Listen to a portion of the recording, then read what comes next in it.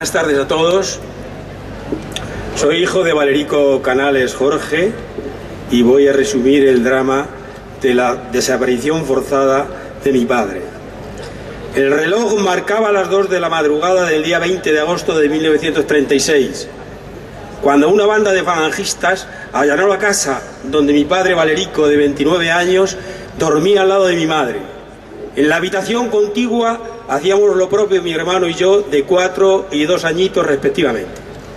Lo secuestraron y se lo llevaron a punta de pistola a la camioneta que esperaba en la plaza, guiados por cómplices del propio pueblo de Pajares de Daja, Ávila, en el que no había frente de guerra, porque estuvo en manos de sublevados desde el golpe de Estado contra el gobierno legítimo de la República. Esa ciaga noche, en el mismo momento del secuestro de mi madre, completamente consternada y bañada en lágrimas, toma de la mano a mi hermano y en sus brazos a mí. A la carrera se dirige a casa de sus padres a refugiarse y dar cuenta de lo que está sucediendo. En casa de los abuelos no dan crédito de lo que oyen y el abuelo Rafael se dirige al centro del pueblo con el pretexto de entregar a mi padre la gorra que no se había puesto. Al llegar a la fuente pública, componentes de la banda falangista, acompañados de jóvenes del pueblo de su misma ideología que montan guardia, le hacen volver a su casa bajo amenaza de levantarle la tapa de los sesos. Mi madre no volvió nunca más a pisar nuestra casa, de donde se habían llevado a mi padre, soportando desde ese día el lacerante dolor de la pérdida de su compañero muy querido, y no ha dejado de llorar su recuerdo hasta su fallecimiento a la edad de 99 años. No logró ver recuperados los restos mortales del padre de sus hijos.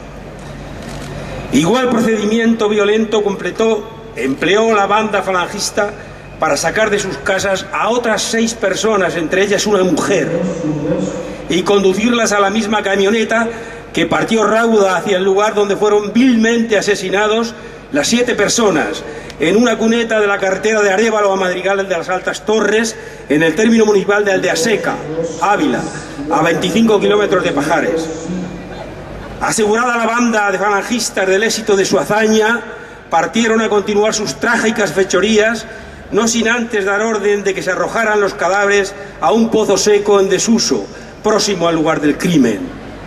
Otras 3 personas de Pajares, el presidente de la Junta Municipal, alcalde republicano y a la vez presidente de la Casa del Pueblo, fue detenido el mismo día del golpe, 18 de julio del 36, y asesinado en septiembre del mismo año en Melque de Cercas, localidad no alejada de Aldeaseca.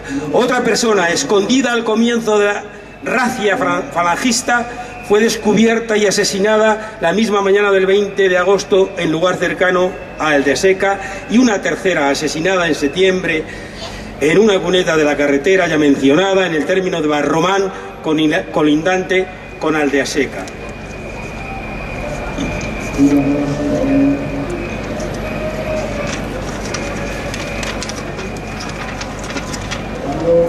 En total 10 víctimas de Pajares de Daja pertenecientes a la Casa del Pueblo, 2 comerciantes, un tratante de ganado, un pequeño agricultor, 5 jornaleros y una ama de casa, desaparecidos forzadamente sin dejar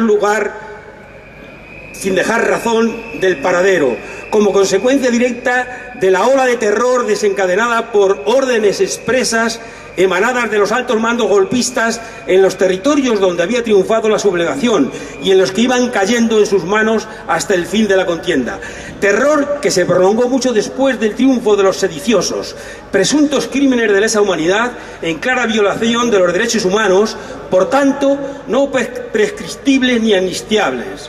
El pueblo tenía unas 100 familias y asesinaron al 10% de las mismas por sus ideales republicanos. Como consecuencia, 40 niños y niñas quedamos huérfanos y pobres de solemnidad. La mayoría tuvieron que echarse a pedir por quedarse sin el progenitor que procuraba el escaso, pero imprescindible jornal para subsistir. Obligados a vivir marcados por la orfandad y señalados como hijos de rojos. En nuestro caso concreto, el abuelo, que era pastor de otro amo, con 3 hijas sirviendo en Madrid, otra hija de 14 años sirviendo en el pueblo y un hijo de 12 en casa, no podía asumir alimentar otras 3 bocas más, y por eso, al poco tiempo, mi madre se puso a servir en un pueblo de al lado, a donde mi hermano y yo, cogidos de la mano, acudíamos de vez en cuando a visitarla. Allí estuvo hasta el año 1963 en casa ajena y separada de sus hijos por haberle arrebatado forzadamente a mi padre. De los asesinados de Pajares de Adaja, como de los demás desaparecidos en la geografía española, los responsables de sus fusilamientos no dejaron rastro documentado de estos actos ominosos. El manto de silencio, consecuencia del terror premeditado impuesto, hizo que ni siquiera en la familia se hablara de las desapariciones de los seres queridos. Sabíamos por transmisión de boca en boca que habían sido fusilados y el término municipal donde se hallaban, aunque no el lugar exacto, pero era tal el miedo que atenazaba a las familias afectadas que no se atrevían a dar un paso en la dirección de averiguarlo. Pasado el tiempo y estando instalado en Madrid a comienzos de abril de 1959, se corre el rumor de que una comitiva oficial designada por el gobierno civil de Ávila ha profanado el 1 de marzo la fosa colectiva de Aldeaseca, exhumando los restos mortales de los asesinados de Pajares y trasladados al abyecto Valle de Cuelgamuros, una semana antes de su inauguración, el 1 de abril de dicho año. Por supuesto, sin dar cuenta a los familiares y, por tanto, sin su consentimiento. Puede considerarse el segundo asesinato de mi padre, después del primero hacía ya casi 23 años. Para mayor escarnio, sus restos mortales y los de sus compañeros de infortunio republicanos son depositados en el mismo lugar que sus verdugos, el general golpista Franco y el ideólogo de los falangistas que le asesinaron, José Antonio Primo de Rivera. Todo insoportable. Desde que tengo uso de razón, he sentido en mi corazón la ausencia de mi padre, pero he tenido siempre presente en mi mente el luchar con todas mis fuerzas por rescatar los restos mortales de nuestros familiares de ese fatídico lugar odiado por nosotros por significar un auténtico centro de tortura psicológica, además construido con aportación muy significativa de mano de obra esclava y prisionera de los golpistas vencedores.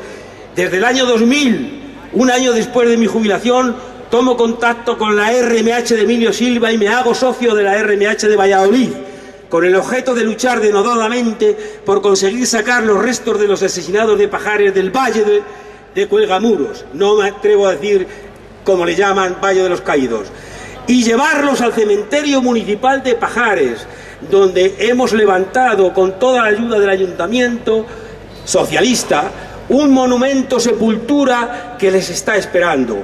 Llevamos 10 años de lucha por sacarlos de allí, pero todavía no lo hemos conseguido. Ninguno de los sucesivos gobiernos de España ha tenido voluntad política para facilitarlo. No hubo juicio ni sentencia. Sigue desaparecido. ¿Hasta cuándo?